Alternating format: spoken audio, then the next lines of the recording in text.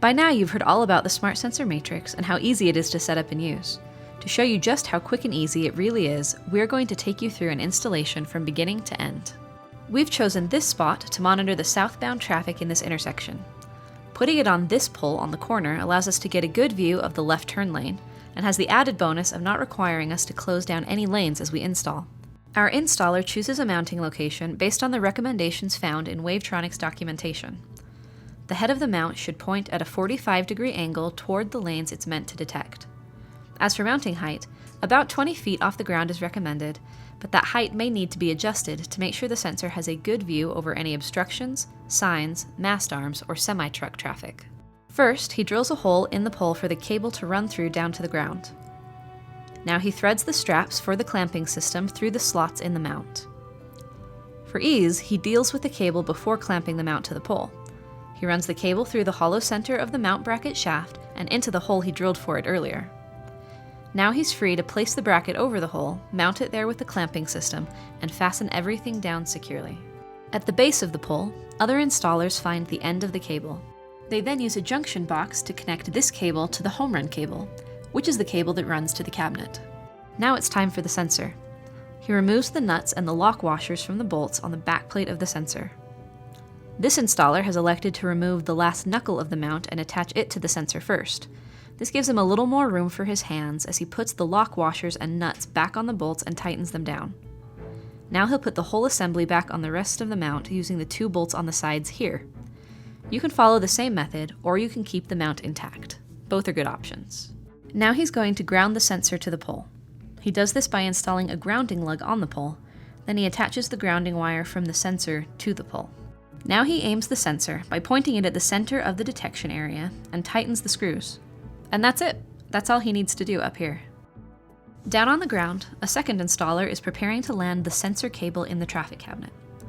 He lands each individual conductor in the cable into the corresponding color-coded spot on the terminal block plugs that came with his Wavetronic's click order.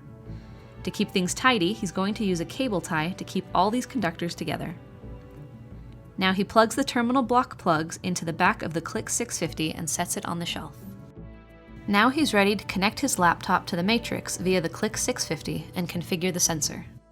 He opens SmartSensor Manager Matrix and chooses the communication option. These 3 icons at the top show the 3 communication options: serial, IP, or virtual. He'll use IP. First he types in the network address of the sensor, then changes the port if necessary using these arrows. Then he'll click Search. He lets it run until the detected sensor appears in the list. That's the one he wants, so he selects it and clicks Connect. Back on the main screen, these moving arrows tell him that the software is connected to a sensor. Now he's ready to set up the sensor to detect the lanes he wants to focus on, so he clicks Sensor Setup. This first tab is where he'll set up lanes and stop bars. The software shows the footprint of the sensor. These blue dotted lines are called trackers and show where vehicles are currently being detected. If the screen gets to be too cluttered with trackers, you can use the Clear Tracks button to erase the old ones. For ease, he's going to use the Auto Configuration option, which will set up lanes based on where the detected vehicles travel. These light blue rectangles are the automatically placed lanes. This roadway has more lanes than he needs, so he clicks only on the ones he wants and selects Capture Lane on each one. Then he saves. When he closes the Auto Config overlay, the blue auto lanes disappear, and he sees just the 3 lanes that he saved. But looking at the trackers in the video, it looks like he forgot to save some lanes. He can add those in manually by clicking on the spot he wants one to appear and choosing Add Lane.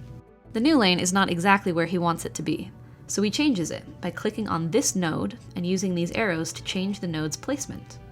He can also just grab the node and drag it. Now he needs to add this right turn lane that takes off at an angle. He creates a new lane and drags it into the right spot.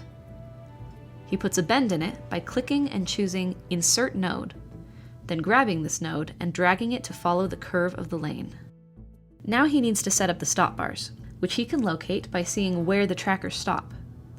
These first 2 lanes look good, but this third one is clearly in the wrong place.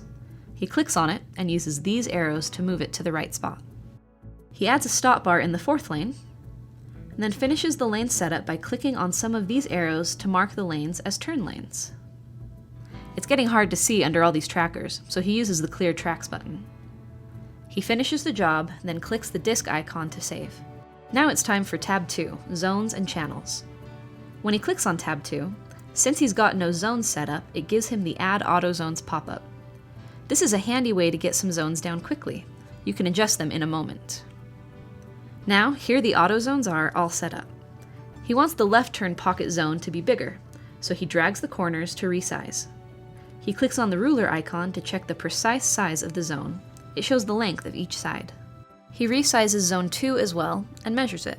He wants the 2 through lanes to be a single zone, so he drags zone 4 off the road to get rid of it and resizes zone 3. And he wants to make the right turn queue zone 4, so he drags that zone from the corner of the screen onto the lane. He resizes it, and then he saves the configuration. The last thing to do on this tab is to check the zone and channel mapping. As you can see, Zone 1 has been automatically mapped to Channel 1, Zone 2 to Channel 2, and Zone 3 to Channel 3. But since Zone 4 wasn't automatically placed, it wasn't automatically mapped. He clicks this LED icon to map it to Channel 4. Then he saves the configuration. Tab 3 lets him verify the mapping of zones to channels.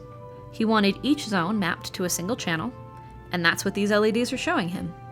The channels light up as vehicles are detected in their associated zones. This sensor is correctly set up and good to go. Wavetronics is the worldwide leader in radar traffic detection. For a demonstration of the SmartSensor Matrix, contact your local authorized Wavetronics dealer or visit wavetronics.com for more information.